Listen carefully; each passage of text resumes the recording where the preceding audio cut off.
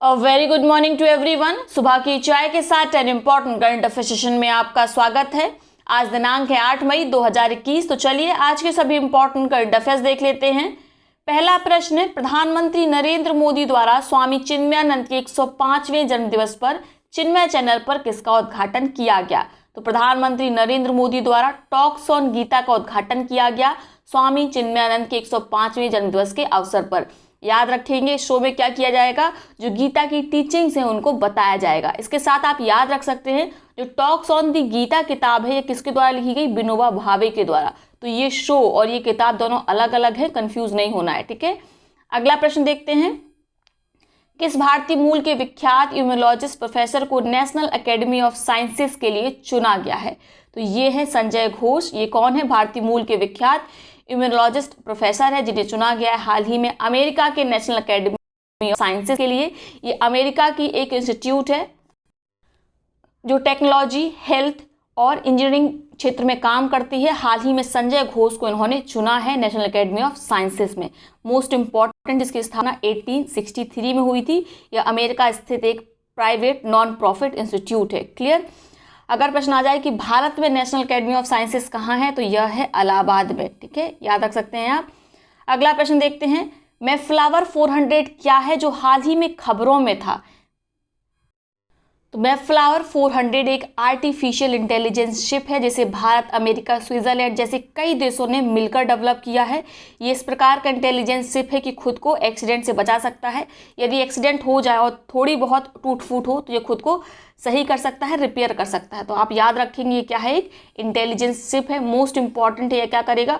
Oceans में research करेगा, pollution के लेवल को नापेगा, देखेगा कहाँ पर कितना प्लास्टिक कचरा है, ठीक है।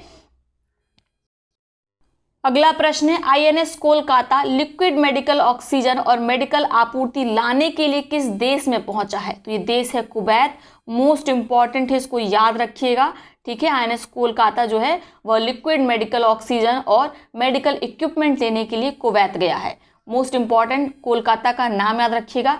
अगला प्रश्न है, किस देश के राष्ट्रीय महासागरीय और वायुमंडलीय प्रशासन ने न्यू क्लाइमेट नॉर्मल्स जारी किया है? प्रत्येक 10 वर्ष में न्यू क्लाइमेट नॉर्मल्स जारी किए जाते हैं अमेरिका के द्वारा। ये अमेरिका के ही मौसम संबंधित एक जर्नल होता है। इसमें बताया गया कि जो अमेरिका का मौसम है वह पहले की अपेक्षा लगातार गर्म हो रहा है। क्लियर। अगला प्रश्न देखते हैं, किसको भारतीय चावल अनुसंधान संस्थान का निदेशक नियुक्त किया गया है? तो इनका नाम है रमण मीनाक्षी सुंदरम, जिन्हें क्या किया गया है? नियुक्त किया गया है भारतीय चावल अनुसंधान संस्थान का निदेशक, ठीक है, RM सुंदरम। मोस्ट इंपॉर्टेंट है, कमेंट बॉक्स में आप बताएंगे भारतीय चावल अनुसंधान संस्थान भारत में कहाँ पर स्थित है। अगला प्रश्न है, हाल ही में आरलाइन पैच ग्लोबल विजन पुरस्कार से किस भारतीय को सम्मानित किया गया है? तो देखिए, विश्व भर में ग्लोबली 2 लोगों को सम्मानित किया गया है, एक गीता मित्तल को और मार्गरीटा लूना रामोस को। ये मैक्सिको की हैं, ठीक है। और जो गीता मित्तल है ये पहली भारतीय जज हैं जिन्हें इस सम्मान से सम्मानित किया गया है आरलाइन पैच ग्लोबल विजन अवार्ड से। चूंकि यहाँ भारतीय पूछा गया है तो यहाँ पर उत्तर केवल गीता मित्तल होगा। क्लियर।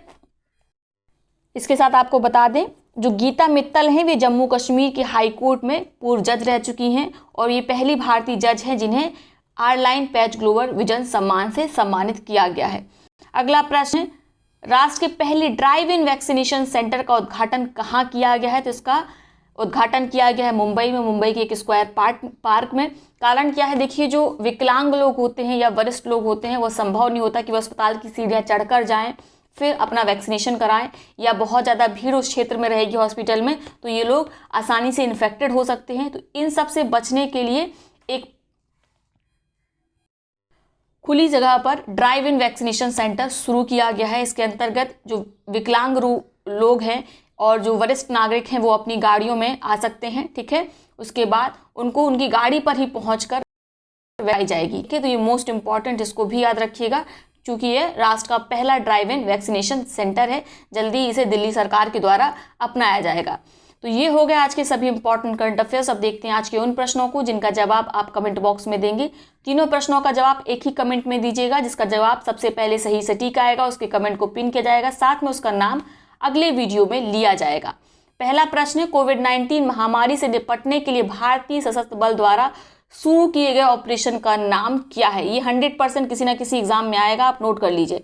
ऑपरेशन को जीत, ऑपरेशन कोविन, ऑपरेशन को रक्षा या इनमें से कोई नहीं। दूसरा प्रश्न है, मंत्रिमंडल की मंजूरी के बाद जल्द ही कौन सी बैंक प्राइवेट बैंक की श्रेणी में आ जाएगी? IDBI bank, SBI, Punjab bank या इनमें से कोई नहीं। हाल ही में हल्के लड़ाकू विमान तेजस बनाने में महत्वपूर्ण भूमिका निभाने वाले किस वैज्ञानिक का 78 वर्ष की आयु में दिल का दौरा पड़ने से निधन हो गया? आपके विकल्प हैं मानस विहारी वर्मा, इंदु भूषण वर्मा, श्रेष्ठ वर्मन या इनमें से कोई नहीं। तो ये हो गए आज के प्रश्न। अब देखते हो उन पिछले प्रश्नों को जिनका सबसे पहले सही सटीक जवाब दिया गया संग्राम सिंह जी के द्वारा। संग्राम सिंह जी की कमेंट को ऑलरेडी पिन किया जा चुका है।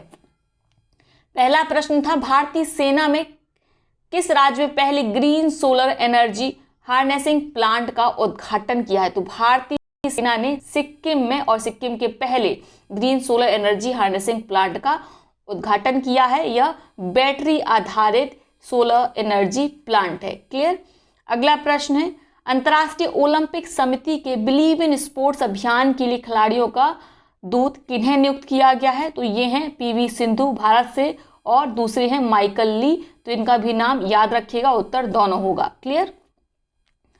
अगला प्रश्न है, RBI के नए डिप्टी गवर्नर के रूप में किसने पदभार संभाल लिया है? तो ये हैं T रविशंकर, इन्होंने स्थान लिया है BP कानूनगो का। मोस्ट इंपॉर्टेंट, आप जानते हैं RBI में एक मुख्य गवर्नर होते हैं, 4 अन्य गवर्नर होते हैं। क्लियर। तो ये है आज का सेशन। आई होप वीडियो आपको पसंद आया होगा। वीडियो को लाइक करें, साथ ही अपने मित्रों सहपाठियों के साथ ऐसे शेयर अवश्य करें। बहुत बहुत धन्यवाद।